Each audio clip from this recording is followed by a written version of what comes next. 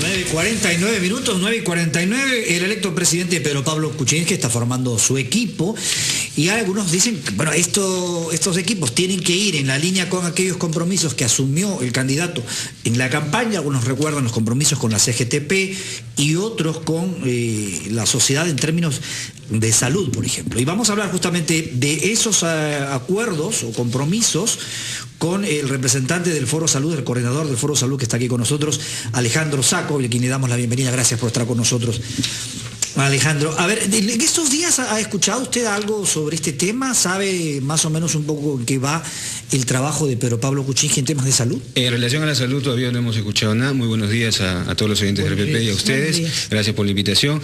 Y por eso justamente tenemos aquí la carta de compromiso entregada por el equipo técnico de salud de Pedro Pablo Kuczynski, presidente electo, la doctora Massetti y el doctor Carbone. El día 26 de mayo, en una asamblea con las organizaciones de la sociedad civil, entregaron este compromiso firmado por el presidente electo, que tiene una serie de medidas y que nosotros creemos que de alguna manera van en el sentido de ampliar la universalización de la salud, son insuficientes y por eso tenemos algunas ideas de cómo operar esto. Por ejemplo, se hablaba del precio de las medicinas. Todos en la campaña hablaban de abaratar los precios. El plan de Pedro Pablo Kuczynski en ese sentido, ¿qué les proponía? Bueno, en el campo de las medicinas hay varios aspectos, ¿no es cierto? Se tiene que establecer una adecuada regulación. Hoy día en la mañana el doctor Elmer Huerta explicaba cómo hay unas influencias pues, que todos conocemos en relación a los medicamentos de marca frente a los genéricos. Eso es un aspecto. El otro es el que tiene que ver con el abastecimiento en el sistema público de salud. Ahí todavía hay una serie de aspectos que tienen que ir resolviéndose en la gestión para que el sistema tenga los medicamentos disponibles. Y ahí creo que es importante señalar que justamente el sistema lo que tiene que hacer es facilitar la atención a la gente. La gente no puede ir a los sistemas de salud y encontrarse con barreras de acceso. Por ejemplo, mire lo que yo tengo aquí. Este es el formulario único de atención que la mayoría de médicos del Ministerio de Salud que trabajan con el CIS ya tiene casi 16 millones de asegurados, tiene que llenar en una consulta que tiene un promedio de 12 minutos. Mire este formulario. Sí. Mire este formulario. Eso no debe existir, por ejemplo. Eso se demora 5 o 6 minutos el médico o también otros profesionales de la salud. Ya es momento de que tengamos un sistema interconectado. El salud lo tiene, avanzado. ¿Que no es tan complicado como este? No, ya lo llega al médico de salud, ya no tiene por qué estar llenando y llenando todo ese formato que usted ve ahí. Por ejemplo, ese es un asunto de sentido. Imagínese todo ese formato que son. El promedio en consulta es de 12 minutos y ahí se van como 6 minutos. Ese es un aspecto. Otro aspecto es la organización de la prestación y del financiamiento. Por ejemplo, hay muchos pacientes asegurados a salud que se atienden en los hospitales del MINSA, pero tienen que pagar de su propio bolsillo.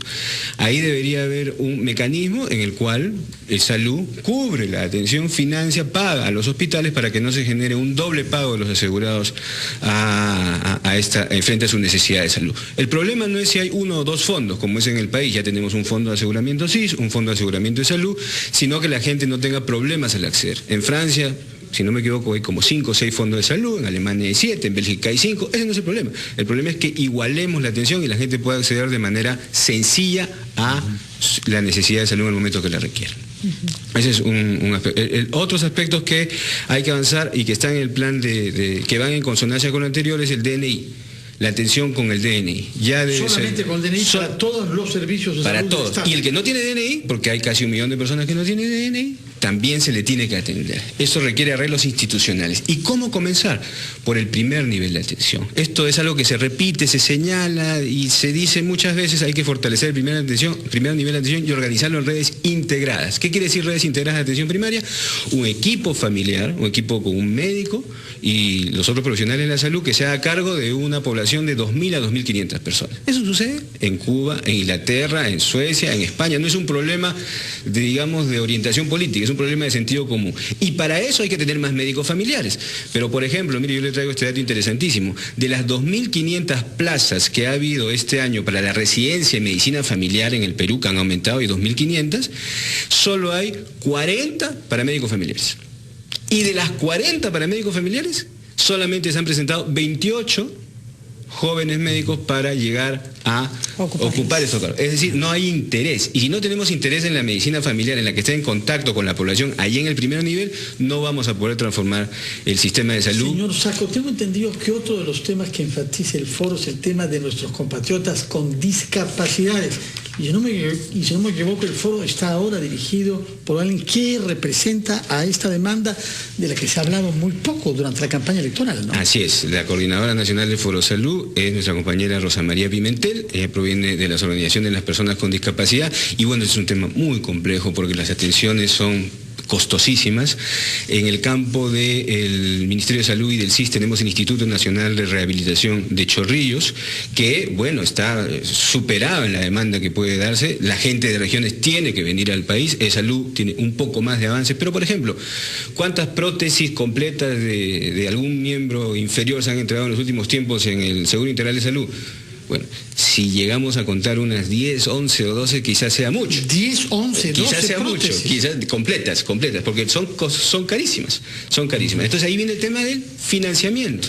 ¿Cómo vamos a comenzar a financiar adecuadamente el sistema de salud? Este gobierno encontró el presupuesto en 7.500 millones de soles y lo deja en 13.500 millones de soles. Casi el doble. Casi el doble. Debería mantenerse por lo menos esa tendencia durante el gobierno de Pedro Pablo Kuczynski para llegar al 2021. Sí, lo que promete él, ¿no? Ojalá ponernos en los promedios de América Latina y no estar por debajo. Por lo que yo he escuchado alguna vez a Pedro Pablo Kuczynski en otros espacios, él tiene idea más o menos clara de lo que significa un sistema cada vez más integrado. Porque ¿cuáles son las brechas en infraestructura, por ejemplo?